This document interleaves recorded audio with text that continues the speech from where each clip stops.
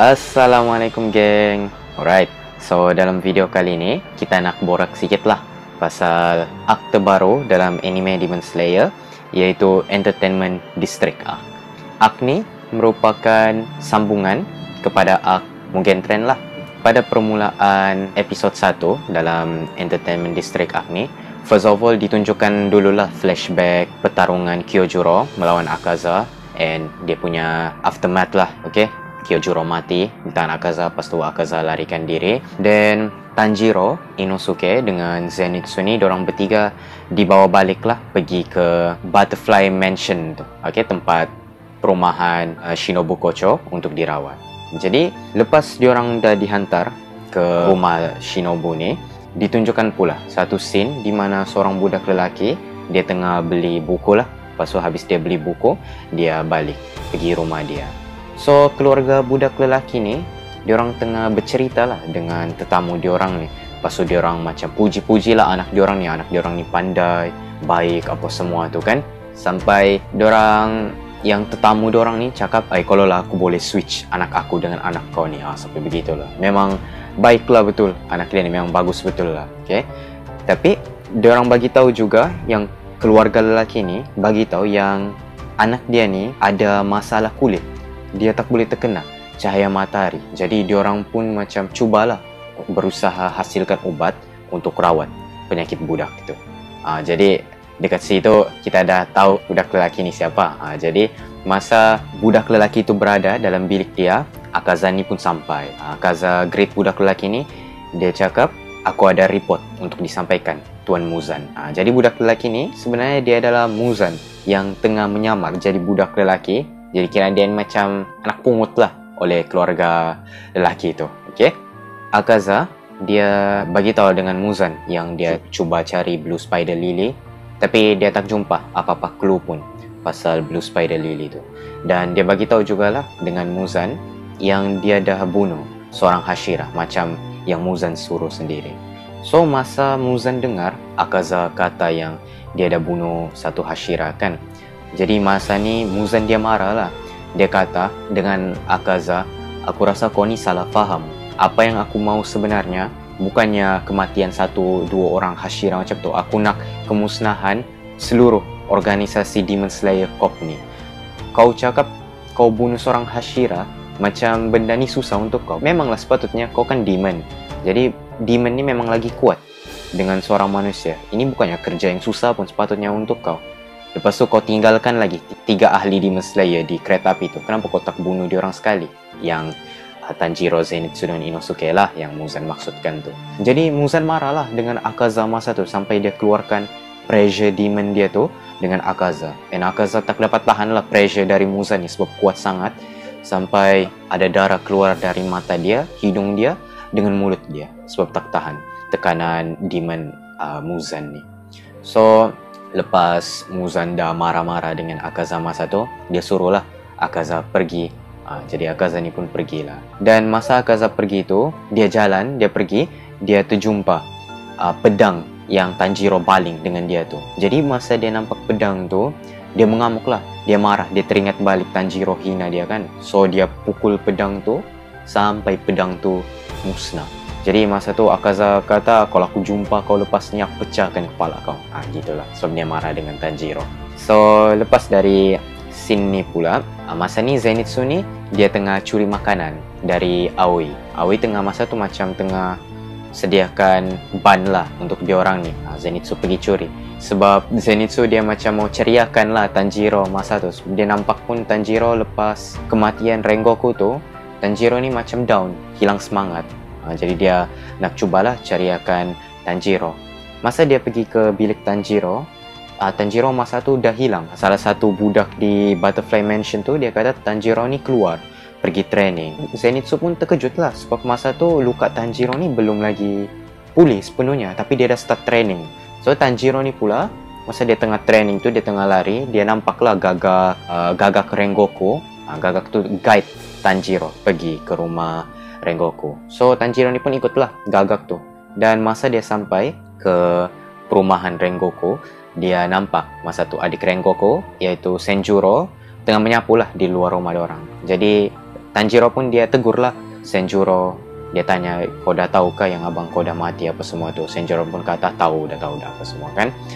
Dan masa orang tengah cakap tu, bapa Senjuro keluar, iaitu Shinjuro lah. Jadi Shinjuro kata, kau tak payahlah cakap pasal Rengoku tu. Rengoku mati memang dia kena lah dengan dia. Sebab dia ni bukannya ada bakat pun, dia tak kuat apa semua. Macam-macam lah bapa dia cakap pasal Rengoku ni benda buruk.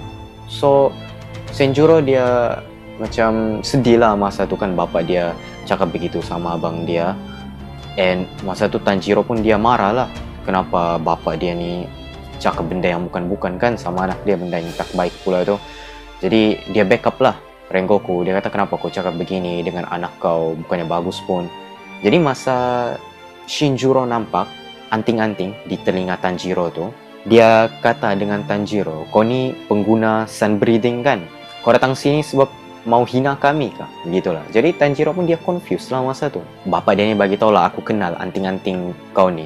Ni anting-anting kau ni adalah anting-anting pengguna sun breathing. Okay, sun breathing ni dia bagi tahu inilah breathing yang paling kuat antara semua. Semua breathing lain yang api, angin, kilat semua tu cumalah pecahan-pecahan daripada sun breathing. Jadi dia cakap dengan Tanjiro, jangan kau fikir yang kau ni pengguna sun breathing, kau boleh datang sini hina kami. Jadi Tanjiro dengar bapa Rengoku cakap begitu, dia marah lah. Kalaupun dia kata, kalaulah sun breathing ni betul-betul kuat, kenapa aku tak boleh selamatkan Rengoku masa tu? Jadi dia marah masa tu, dia tengah frust, dia pergi serang bapa Rengoku ni. Tapi bapa Rengoku ni dia bekas Hashira, jadi dia dapatlah tahan serangan Tanjiro. Lepas tu dia pukul lagi Tanjiro. At one point tu, Tanjiro dapat kesempatan, dia pergi headbutt kepala bapa Rengoku ni. So bapa Rengoku tu jatuh pengsan lah. Lepas dia pengsan tu, Tanjiro ni dia minta maaf lah dengan Senjuro sebab dah headbutt kepala bapa dia ni sebab dia geram sangat masa tu. Jadi Senjuro kata, it's okay, aku sebenarnya lega sikit ada orang dapat backup abang aku. Abang aku dihina-hina oleh bapa aku dah boleh buat apa-apa pun. Jadi sebab Tanjiro headbutt kepala bapa dia tu, dia rasa okay sikit lah sebenarnya. Jadi masa dia orang cerita lagi masa tu, dan Senjuro pun dia bagilah dengan Tanjiro macam rekod generation Flame Hashira lah macam tu dengan Tanjiro. So mungkin dalam buku tu mungkin Tanjiro boleh tahu something lah pasal Hinokami Kagura ataupun sun breathing. So lepas Tanjiro dapat buku tu, dia cubalah baca, tapi dalam isi kandungan buku tu dah koyak sampai tak dapat dibaca lah buku tu. So it's kinda useless untuk Tanjiro. Tanjiro pun balik tanpa dapat apa-apa. Senjuro pun minta maaf lah. Dia kata, kau datang sini jauh-jauh tapi kau tak dapat pun apa yang kau nak gitu. Tapi Tanjiro kata, ya, it's okay apa semua. Jadi sebelum Tanjiro balik tu, Senjuro ni dia bagilah God Katana abang dia dengan Tanjiro. At first Tanjiro dia tolak lah, dia refuse. Dia kata, tak payah, benda ni sangat bernilai. Aku tak boleh pegang, tak sanggup pegang lah benda tu. Tapi Senjuro ni dia insist juga. Dia nak Tanjiro pakai God abang dia tu. So Tanjiro ni pun ambil lah God Rengoku tu. So dia pun balik. Lepas Tanjiro balik, Senjuro ni pun dia pergi jumpa lah bapak dia. Dia mau bagi tahu kata-kata terakhir Rengoku dengan bapak dia. Tapi bapak dia ni macam halau lah Senjuro. Dia macam nak mau dengar kata-kata Senjuro masa tu. Tapi Senjuro kata dengan bapak dia, abang kata tolong jaga diri baik-baik. Itu kata-kata terakhir dia. Lepas tu Senjuro pergi. Jadi masa bapak dia dengar yang itu kata-kata Rengoku, dia teringat baliklah Rengoku masa tu. Dia teringat dia punya anak pun sebelum Rengoku keluar jalankan mission, dia akan cakap macam dengan bapak dia ni, okay, aku jalan dulu ya, kau jaga diri baik-baik. Begitulah. Jadi benda tu buat dia sedih gila dia masa tu. Barulah dia punya macam father feeling bapak tu datang, baru dia menangis dengan kematian Rengoku masa tu. Dan Tanjiro pula dia on the way balik lah pergi Butterfly Mansion tu. Dan masa dia balik tu, di pertengahan jalan dia jumpa Haganezuka. Okay. Jadi Haganezuka ni dia tahu kan yang pedang Tanjiro ni hilang masa di Mugen Train tu. Dia marah lah, mengamuk dia. Jadi dia pergi kejar Tanjiro. Haganezuka kejar Tanjiro sampai mau dekat subuh. Masih lagi diorang kejar-kejar. Sampailah dekat subuh tu, Aoi datang, Aoi selamatkan Tanjiro. Dia bukalah pintu Butterfly Mansion tu dengan Tanjiro, dia suruh Tanjiro masuk. Jadi Tanjiro pun dapatlah selamat sudah daripada Aganezuka ni kan. So Tanjiro pun dia rest lah masa tu. Tanjiro, Inosuke dengan Zenitsu, diorang rest, dan keesokan harinya diorang start training balik. Dan lepas dalam sebulan training begitu, diorang dapatlah mission baru diorang, and diorang berpisah. Diorang jalankan mission diorang masing-masing. Dan masa ni Tanjiro dia dah bertambah kuat lah. Dia dapat satu mission untuk bunuh satu demon di utara macam tu. Ada quill lah masa tu, di situ ada demon tu. Jadi Tanjiro berlawan dengan demon tu, dia macam demon tu tiada apa-apa pun untuk dia. Dia sekejap je dia lawan dengan demon tu, terus demon tu mati. Memang dah improve lah kekuatan Tanjiro masa ni. Okay? So lepas Tanjiro balik daripada mission dia membunuh demon tu, dia balik ke Butterfly Mansion. Masa ni Sound Hashira ni dia datang, Uzui Tengen dia datang juga pergi mansion ni. Dia nak ambil macam pembantu dia lah. Dia nak bawa beberapa budak perempuan daripada mansion tu untuk bantu dia jalankan mission di Entertainment District. Tapi dia tak tanya Shinobu pun, dia direct culik macam tu ya. Jadi dia culik Aoi dengan satu lagi budak perempuan ni. Kalau aku tak silap nama dia Naho. Jadi dia ambil Aoi dengan Naho. So Aoi dengan Naho ni diorang refuse lah untuk pergi kan. Kena bawa pergi macam tu ya. Jadi diorang pun cubalah untuk melepaskan diri. So Aoi ni dia minta tolong lah dengan Kanao supaya macam selamatkan dia. Jadi masa ni Kanao dia bingung lah apa dia perlu buat. Dia perlu tolong Aoi kah? Dia perlu biarkan je Aoi pergi atau macam mana? Dia pun tak tahu. Dia nak gunakan lah dia punya coin tu, shilling dia, untuk tentukan apa dia patut buat. Tapi sebelum dia gunakan shilling dia tu, dia teringat kata-kata Tanjiro. Dia ingat Tanjiro kata dengan dia, ikut je kata hati kau. Jadi dia tak jadilah guna shilling tu. Dia terus pergi dengan Uzui, dia tarik baju Naho dengan Aoi supaya dia tak bergerak. Jadi Uzui pun macam tak bergerak lah masa tu kan, sebab Kanao tarik baju Aoi dengan Naho. So at the same time Tanjiro pun sampai masa ni. Tanjiro pun selamatkanlah Aoi dengan Naho. First dia cubalah headbutt Uzui, tapi Uzui ni laju betul. Jadi masa dia nak headbutt tu, Uzui dah hilang. Pergi ke atas macam somewhere dinding, I don't know lah apa tu, tapi dia dah melompat pergi dari tempat serangan Tanjiro tu. Okay? Tanjiro ni pun dia pergi pujuk lah Uzui, cakap kau lepaskanlah diorang, bagi kami yang pergi.